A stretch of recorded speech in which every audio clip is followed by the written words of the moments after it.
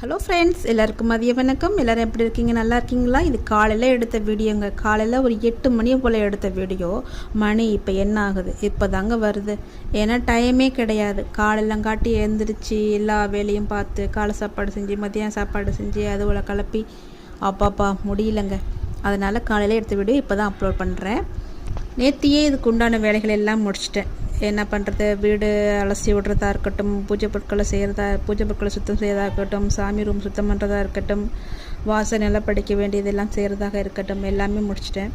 அதனால தான் இன்றைக்கி கொஞ்சம் காலையில் கொஞ்சம் ஃப்ரீயாக இருக்குது. அதனாலவே காலையிலேயே அலாரம் வச்சு ஒரு 5 மணிக்கெலாம் எழுந்திரிச்சு போய் குளிச்சுட்டு வந்தாச்சு. முதல்ல போய் குளிச்சுட்டு வந்த உடனேயே சமையல் வேலையை ஆரம்பிச்சிட்டேங்க. சமையல் வேலையை ஆரம்பித்து சாமிக்கு இன்றைக்கி தான் புதுசாக வைக்கணும் இல்லையா பூ. அதனால் இன்றைக்கி தான் பூவெலாம் சாமிக்கு அலங்காரம்லாம் வச்சு நிலப்படிக்கெல்லாம் ஊதுபத்தியெல்லாம் காமிச்சாச்சு. வாசக்குள்ள போய் என்ன பண்ண போகிறேன், இலை பறிச்சிட்டு வந்து சாப்பாடு எடுத்து சாமிகிட்ட வச்சு நேரில் போகிறேங்க. அவ்வளோதான். சாம்பிராணிலாம் போல் இன்னும் 1 இயர் வரைக்கும் நாங்கள் சாம்பிராணி போடக்கூடாது. இன்னும் ஒரு 6 மாதம் இருக்குது. அதனால தான் சும்மா பத்தி மட்டும் காமிச்சிட்டு தண்ணி மட்டும் நேரில் விடலான்னு வச்சுருக்கேங்க. இன்னும் 1 இயருக்கு. ஸோ அதனால் நாங்கள் சாம்பார், ஒரு பீட்ரூட் பொரியல், அவ்வளோதான். அதோட இன்னையோட கார்த்திகை விரதம் முடியுதுங்க. எல்லாேருக்கும் லஞ்ச் பேக் பண்ணி அவங்களெல்லாம் அனுப்பி விட்டுட்டு கொஞ்சம் வீட்டு வேலையெல்லாம் பார்த்து முடிச்சுட்டு தான் இந்த வீடியோக்கு நான் பேசுகிறேன். உங்கள் வீட்டில் இன்றைக்கி கார்த்திகை விரதம் எப்படி போணுச்சுன்னு கமெண்ட் பண்ணுங்கள். Bye, tata, bye bye, see you, thank you.